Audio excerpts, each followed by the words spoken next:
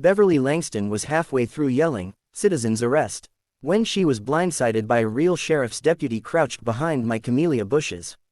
Her self-appointed squad of faux enforcers, clad in dollar store tactical vests, aviator glasses, and outdated FedEx uniforms, fled like startled geese. She didn't expect law enforcement to be lying in wait in my flower beds. But Beverly never imagined someone might outmaneuver her WA tyranny. I'm Caleb Wright. I moved to Whispering Pines for some peace and quiet. I enjoy sculpting wood, playing old blues records, and avoiding drama. I'd never made waves in any WA meeting, kept my lawn immaculate, and parked with precision. Enter Beverly Langston, WA president for over a decade thanks to a conveniently rewritten charter during a Wi-Fi outage. Armed with a megaphone, golf cart, and the mindset of a comic book villain, she patrolled the neighborhood like a general.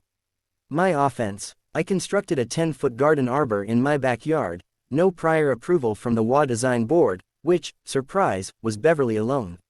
The arbor was built from redwood and adorned with honeysuckle, a promise I had made to my late husband.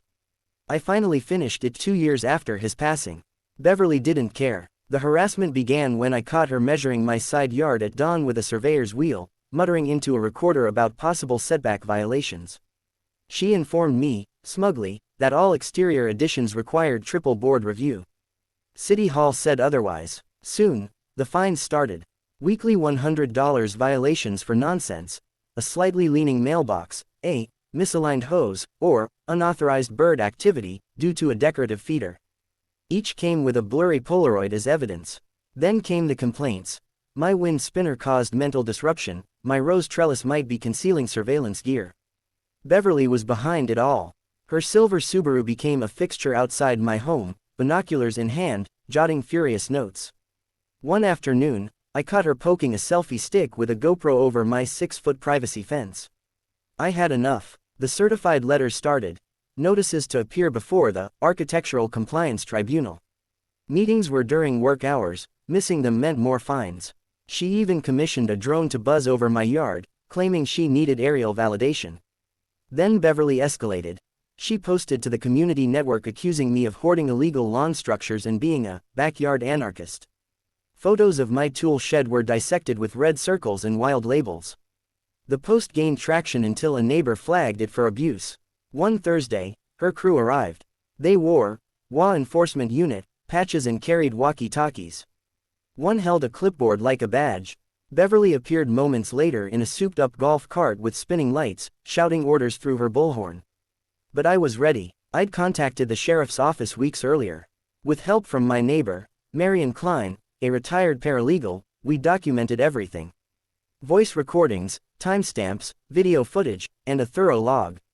The deputies were intrigued, especially after I handed them the phony cease and desist letters she'd distributed. So we set a trap. I welcomed the cosplay cops onto my yard. The ringleader, a wiry man named Vince, began reading my WA rights.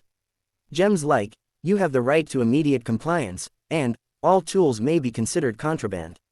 I almost laughed. Then came the deputies. 2 emerged from the hedges, followed by a K-9 named Rocket.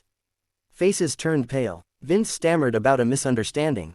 Another fake officer, sweating through a polyester vest, surrendered on the spot. Beverly screamed, "This is entrapment," as she was handcuffed. Rocket barked once, freezing another escapee. Mid-dash, Beverly insisted she was authorized by WA decree, but the forged badges and fabricated warrants said otherwise.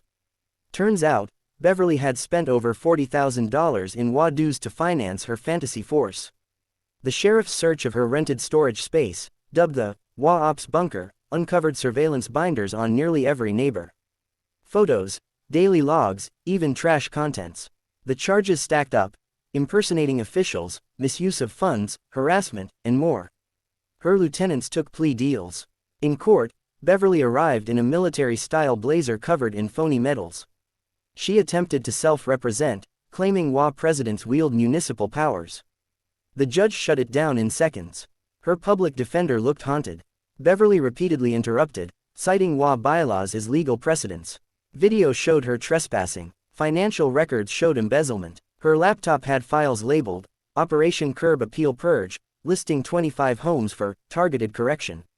My arbor was merely the test. Neighbors testified. One elderly widow cried describing the $600 fine for wind chimes. A young mother shared how Beverly threatened eviction over sidewalk chalk. But the most damning witness was Mark Reed, her ex-HOA VP, who exposed plans to bankrupt dissenters into selling their homes. Beverly's downfall was swift. The jury returned a unanimous guilty verdict. She screamed the jury lacked HOA jurisdiction. Sentencing: 4 years for impersonation, 18 months for embezzlement, 1 year for harassment, served concurrently. Plus $80,000 restitution and fines. As the judge read the sentence, Beverly burst into another tirade about HOA sovereign courts. The bailiff gently guided her out. Peace returned to Whispering Pines. My arbor still stands, wrapped in honeysuckle and memory, a quiet monument to standing your ground against tyranny, no matter how petty its disguise.